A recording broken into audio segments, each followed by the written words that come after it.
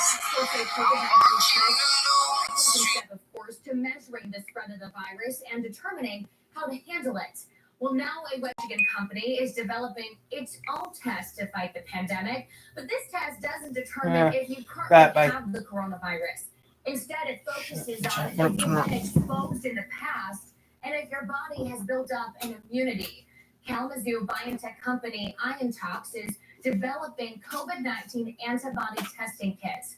The company is working with Western Michigan University School of Medicine to test the product using clinical samples from COVID-positive patients.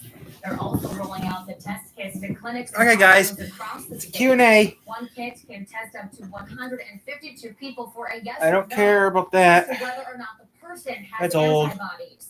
Now, the tests are not FDA. Crap, I have to do something quick. Is expecting approval in the next few weeks. For more information.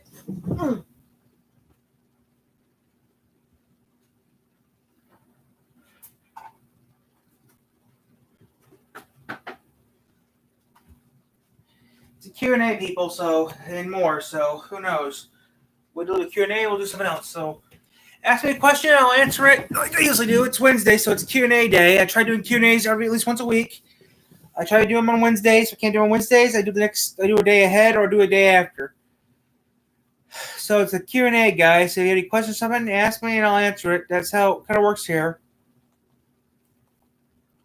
If you're new to the channel, every Wednesday we do a Q&A. We try to. And I try to do a Q&A at least once a week, or I do Q&A twice a week. It depends on how I feel. Today it's Wednesday, so we try doing them at least once a week on Wednesdays. But if we can't do it on Wednesday, we do it the next following day. I can get a chance to do it.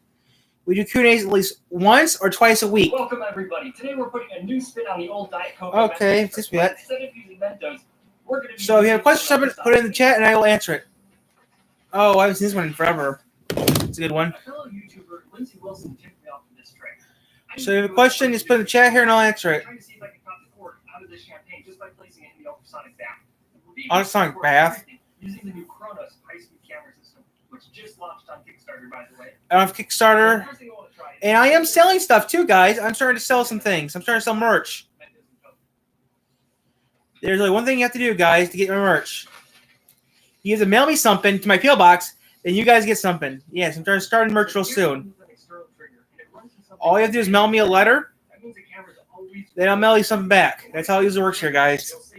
This is substance by P.O. Box. P.O. Box 104, 3 Rivers, Michigan, 49093. Or make it easier for you. Here's my Make it easier for you. Here's my P.O. Box address.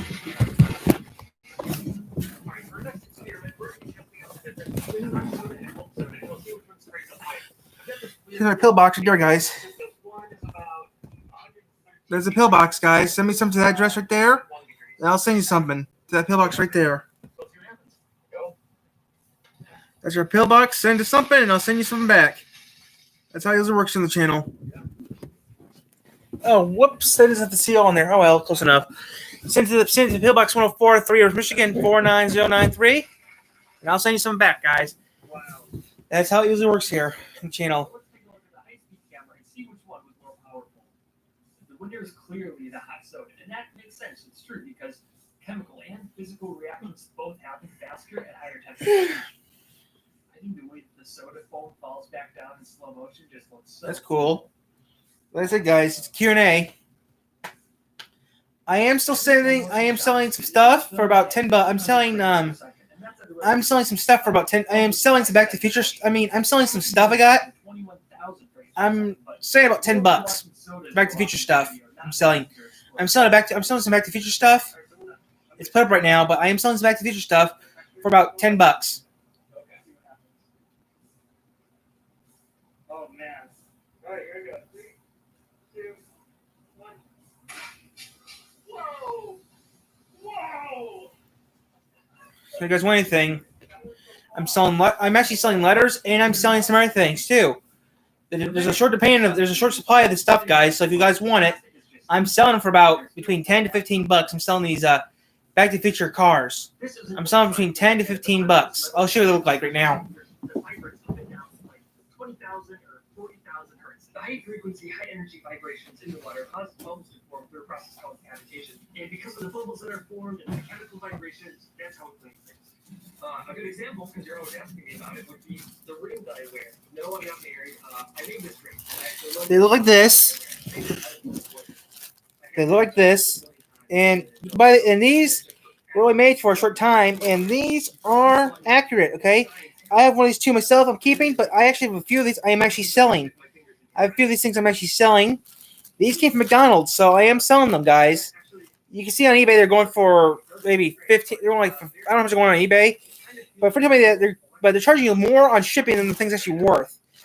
I'm asking between $10 to $15 for these cars, $10 to $15, and shipping is free with this. There's no eBay. The only thing, and it goes by, and it comes by post. I'm asking $10 to $15. I'm asking for checks.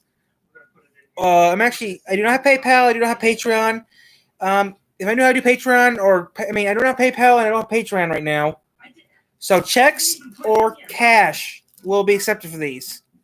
After I get the cash or check, I will send them straight to you. That's how it works here. So to get these, you have to send it to my PO box and you'll get one. You also get a letter by me. So I am selling these, guys. I still am selling these.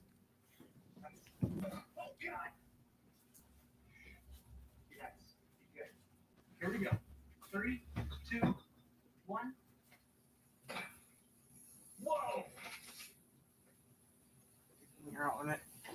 And yes, I am still. And if you even send me something, I will reply back. If you even give me something in the mail, I do reply back within 24. I do write back to the letter when I get it. I do check what I get in my PO box at least once a week. Actually, more like 2 weeks, more like every other day now. I'll be looking at the PO box later on this week. Due to the, we don't, back in a minute. I have to do something real quick. I'll be back in a second. And speaking about cool things, I'd like to take a moment to tell you about this camera. It is incredible. So I've used Phantom cameras before. The camera I'm recording on right now, the RX10, is also a slow motion camera. And this thing is my favorite. It is awesome. So this camera was entirely built and manufactured and everything by one person on YouTube. His name's David. He has a YouTube channel, Tesla 500 and Will It Mount. Has variable frame rate. You set it from like 1500 frames per second at 720p all the way down to like 25,000 frames per second at reduced resolution. But look at Top Later Mouse's video. He has awesome bullet shots. Anyway, this thing just launched on Kickstarter. Get yourself an awesome Christmas present. I love this thing. See you guys next time. Bye.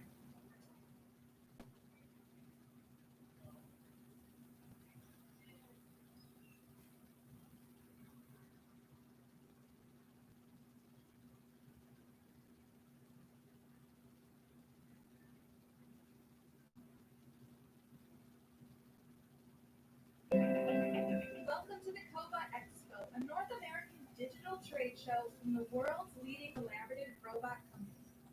This digital experience will feature over 25 Universal Robots partner demos and 15 informative keynotes. Learn about various COBA applications, including welding, machine tending, autonomous bid picking, and end-to-end packaging. Also hear from various automation experts about safety, ROI, service, and more. Register today and join us July 28th, 29th, and 30th to experience COBA and chat live with automation experts. The COBA Expo from Universal Robots North America. This game time interneting room, this work from home interneting room, this open concept interneting room. Get started with Xfinity for $25 a month for 12 months. Or ask about packages and speed up to a gig. Click or call today.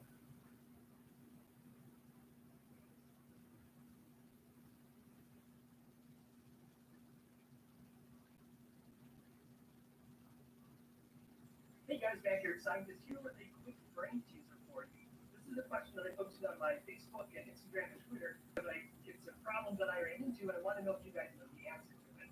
Think that I was going to put propane gas into this tube to inflate these balloons.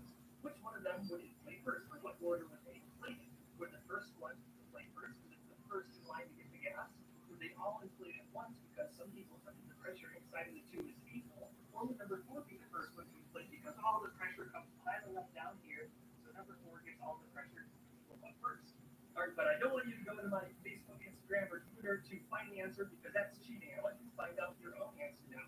So put the answer down below in the comments and then we'll blow up the balloons, all right? Okay, time's up. You gotta pause the video and do that. If you haven't, do it now, but here we go. Are you ready, Sandra? 3, 2, 1. Aha! Number 3. Would you look at that? So whoever picked number 3, congratulations. You're right, but you're also wrong. Well, I'll tell you why. But first, Sandra, why don't we set it up? Woo! I got a little close. Woo! Number 3! Number 3! So those of you who chose number 3, like I said, you were right, but you were also kind of wrong because technically you're right, but what should have happened is all of the balloons should have been inflated at the same time. But the reason that it didn't, and this is kind of where I tricked you here, I probably didn't think about this, so that the balloons are all manufactured to very slightly different tolerances. That's just due to the normal manufacturing process. So some of the balloons are slightly cheaper than the others. Those are the ones that blow up first, but it takes less pressure to blow I'm going up. outside. So the reason that I was doing this in the first place. What do you want? I was doing the fire arrow video. I wanted a way to inflate a bunch of balloons all at the same time. I'm back, guys. The cat's just screaming out. She's screaming. Let's just scream her head off. That's what she wants. So I'm back, guys. So how's everyone doing today? Oh, that's still in the air. Wow. Unnamed federal special secret agents onto our streets to detain people without cause. Shut up about that crap. Even if you guys need to shut up about crap no one cares about. Yeah, who made him a judge? Judge, never heard that guy's name, and I'm glad he's not judging my city because if he was, he'd be an idiot. No one gives a care about that crap. Especially not me, because after a while it gets annoying. If I finally the other block have to road already this week for doing that, road down the road. And then the cops sprayed over it saying that was against the law. Because my taxes pay for the road. You don't pay for the road, you just smooch off the road. He says the road's going to get remade, prepaved next month anyways.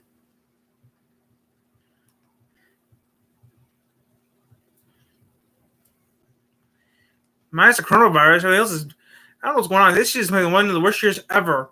Not in the world right now. This is maybe the worst year ever recorded so far this year.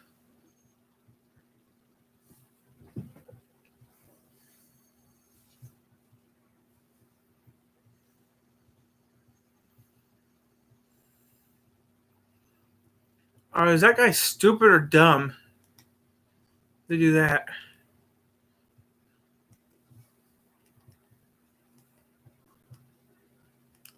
No one gives a care. As I say, no one gives a care about that crap.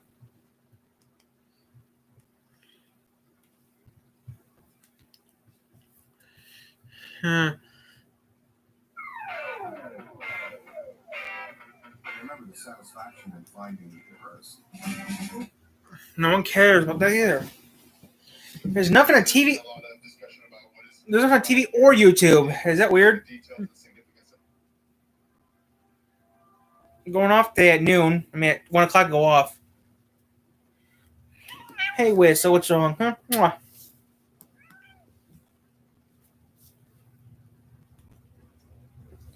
YouTube. And when they don't, we're going to take actions that protect the American people. What do you want, baby? Huh? What does my baby want, huh? That's you.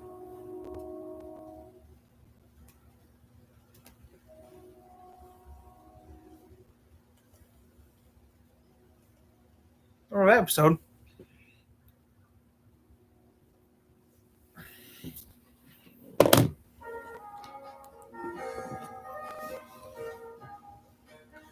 Oh, that's what it is. Night Owl. Okay, never mind. It's Night Owl.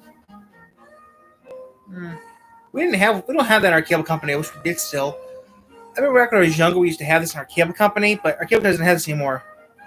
We do have this though, but it's on our new radio station, WOKM 95.5. It's 95.9. I forget. Our local radio station has this on here, but not the community board.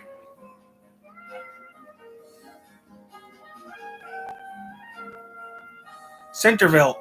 We live in Centerville. Centerville's up the road.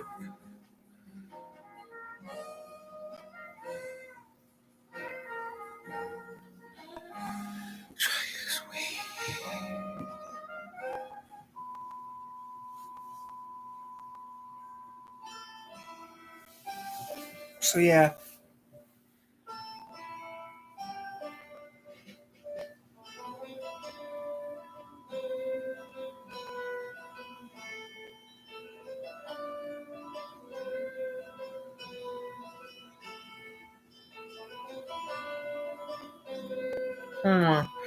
I never had Crystal Pepsi, and they were gonna have Crystal Pepsi.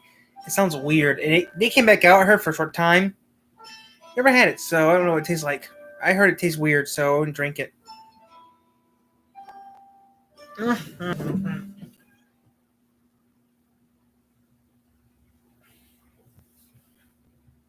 And welcome to the Oddity Archive, the show that brings back all those childhood memories that you never knew you had. Remember So- back on the first sign-offs episode when we briefly touched on some sign-off teletext programming before I was so rudely cut off by our producer?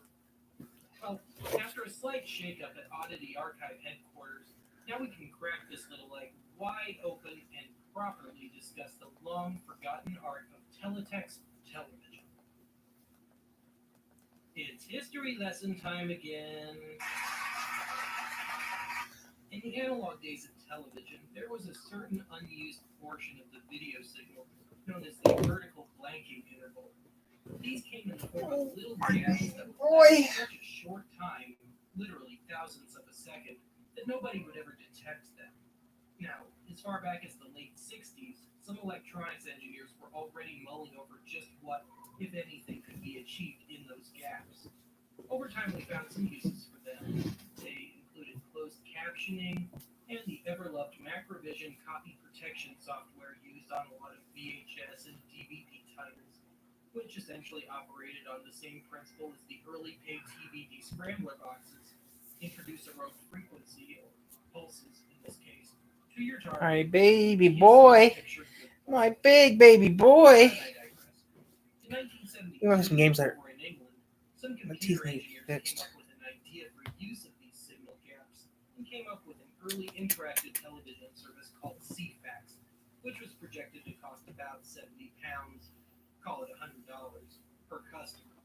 You'd have a little dedicated remote control up to your TV, and on this remote you'd punch in a 3-digit code. An on-screen page of news, weather, sports scores, etc. would appear. This service didn't quite happen.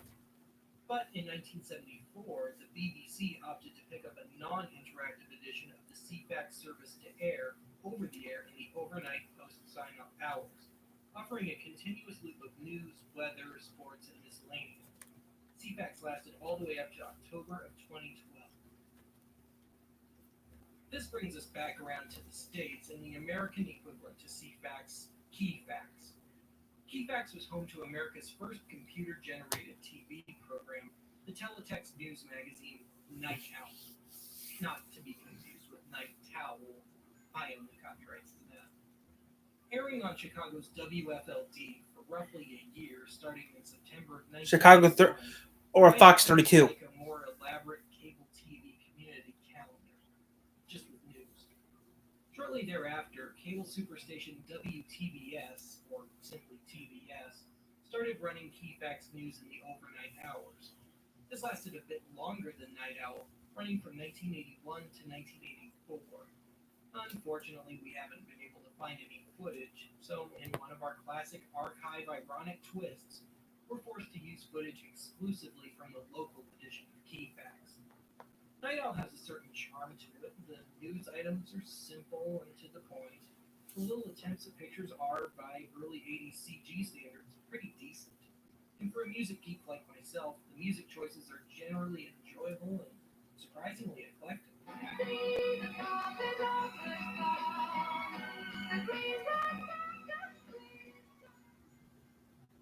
If you'll indulge me for a little while here, I'd like to discuss what became of KeyFax. In April of 1982, about halfway through Night Owl's run, the Keycom Electronic Publishing Corporation was formed. The idea was to launch an interactive television service similar to the one CFAX over in England had envisioned a decade earlier, and indeed was finally getting ready to launch in the UK.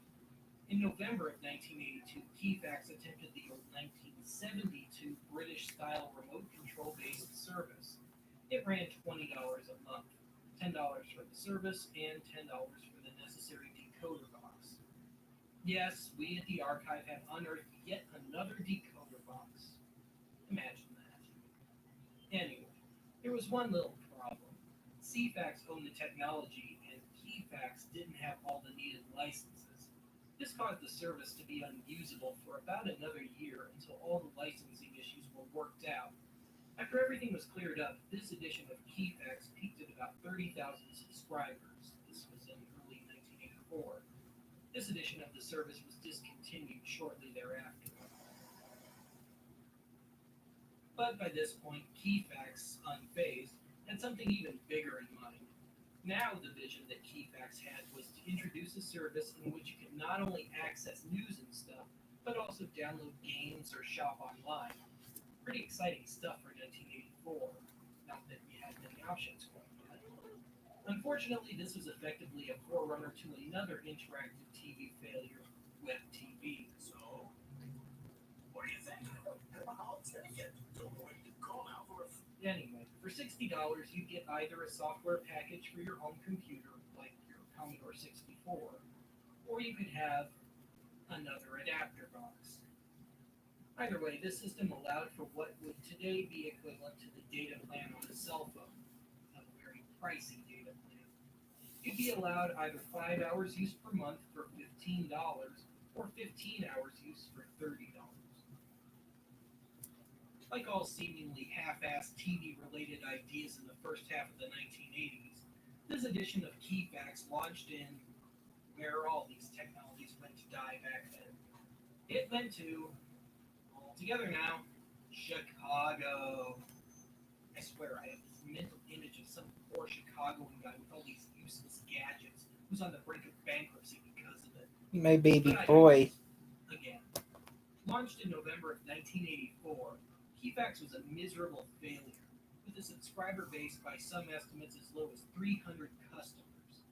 KeyFax kept trying to make inroads towards any market. Do not try this, this is dangerous. Especially businesses, but to no avail. KeyFax died in early 1986. Do not try this at home. Before they- I'm trained, a professional. I'm a trained professional idiot. Do not try this. Mwah. We'll be right back. KeyFax presents the shopping trip. Don't try this at home.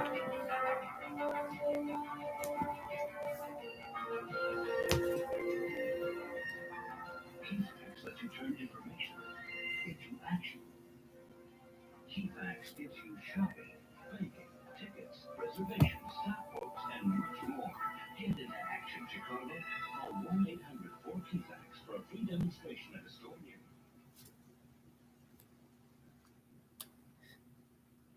Chances are that if you have cable, you still have a community billboard No, we do not. channel or maybe some sort of newswire service. And you probably don't pay any attention to it. Which is why I'm talking about it, of course. These billboards have been around about as long as cable itself. But back in the 70s and 80s, they were used more as overnight filler. Now, call me pretentious. What? Does that sound like? I have a soft spot for these things. Sure, today's boards are a little more pleasing to look at than the old teletext-style block graphics, but I still prefer the Oh, old Ben. style graphics to the prettier new ones. You baby boy. Ooh, my baby boy. Ooh, my big baby boy. So cute and cuddly. Ooh, don't hurt ya. Ooh. Home recording of one of these billboards, leading to late November of 1977. From Puget Sound, Washington's ever imaginative name service, cable TV Puget Sound, this would also have to be one of the earliest uses of a teletext news service in the U.S. The NOAA weather radio playing in the background is a nice touch as well. I'm not touching her. I'm not touching him. See? I'm not touching him. I am.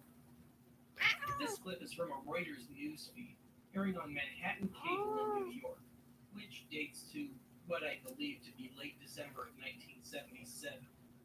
With regards to the radio station playing in the background, I don't understand a word of Greek, but if I did, I'd imagine I'd have a tough time following the Greek radio broadcast from New York's WEBD FM 97.9, while also trying to read the English news feed. That'd be a pain in the butt, wouldn't it? Only people with cable in Manhattan in 1977 Greek immigrants? Where's my time machine? That'd be a pain in the butt too, I think. Speaking Greek and reading English, that'd be hard to do too. This is from Jericho, New York, dating to October of 1978. I love the fact that this seemed to be geared towards children. In fact, it's probably the only Cable Chuckles. programming for kids in existence that I know of. You have the viewer-submitted jokes, complete with the kids' addresses, and you have games, Names and age I understand, but nothing else. lunch menu, and yet another local radio station playing in the background to boot. In this case, in all Beatles format. Yes, I call that a step in the right direction. Close enough. This clip gets even better than that. This particular clip aired immediately after a showing of the Rocky Horror Picture Show. Oh, that's fun. I don't like that show that much. Did I mention that this channel, when on the air, called itself a family movie channel? That movie's not family. Cablevision.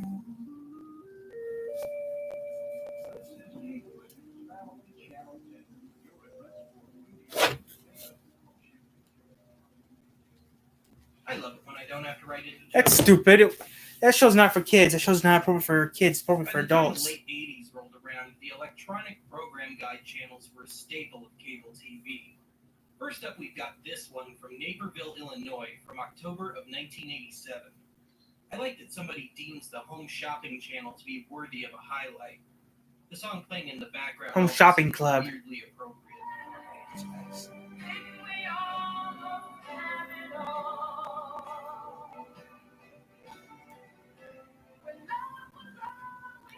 Oh, that's Chicago. Doing BBM. That's Chicago. From only about 15 minutes later, we see that the guide has shifted gears from being just a straight list of channels and now includes show descriptions and ads. As you can see, Oh my these God. channels also provide definitive proof that computer texts are completely lost without spell check. There's supposed to be 2 O's and 2. Jeez. There's 3 ways to spell too.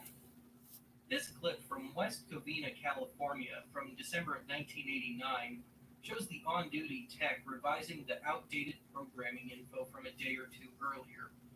At 11 o'clock in the morning. Live. Over the air. At least this guy understands that the Rolling Stones are indeed terrifying. This particular screen sticks for literally about 5 minutes. Perhaps this guy was having some artistic issue with this ad, or he just really digs Dolly Parton and stopped to listen. Dolly Parton's all right. So was Kenny Rogers when he was still around this year.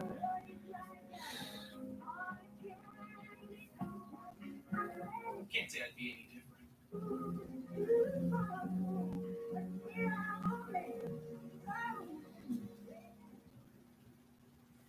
Around this time, the larger cable companies had developed the best remembered of the electronic programs. TV Guide, which doesn't exist anymore. The Preview Guide. Or This TV. channel was created with the help of the Commodore Amiga. The Commodore Amiga. That's a good You heard of that one thing. before? Heard of the Commodore 64 though. Sometimes it felt like the Preview Guide was the perfect storm of technical glitches and sheer incompetence. For example, are you familiar with the Guru meditation? This was the Amiga's equivalent to the blue screen of death, or if you're a Mac user, the pinwheel of Oh, I hate the pinwheel of death. Or that. all you had to do was right-click the mouse.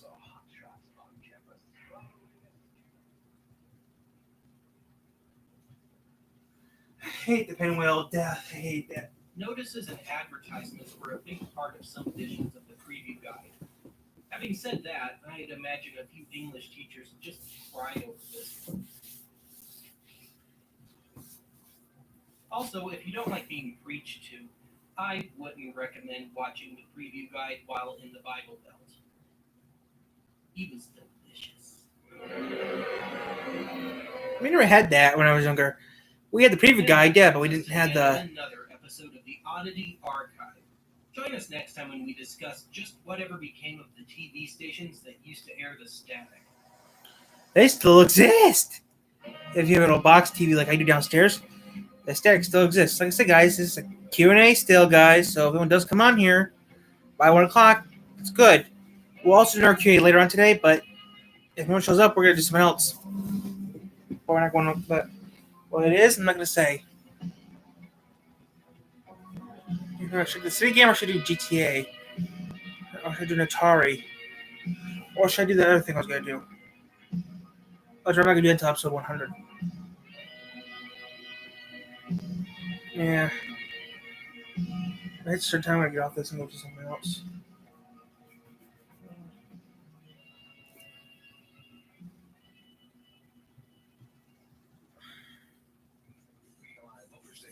At Creative Cabinets in Center Ridge and Center Ridge, and Andy's hairstylist on Middle Country Road in Center Ridge.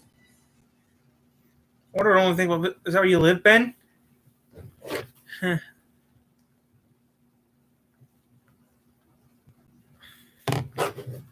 I'm married.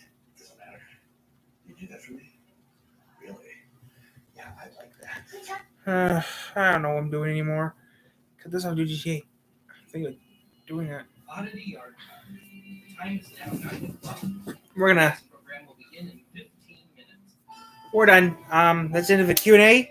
We'll be back on later on today. We'll be back on in a bit. Thanks. Doesn't really even happen with Q&A.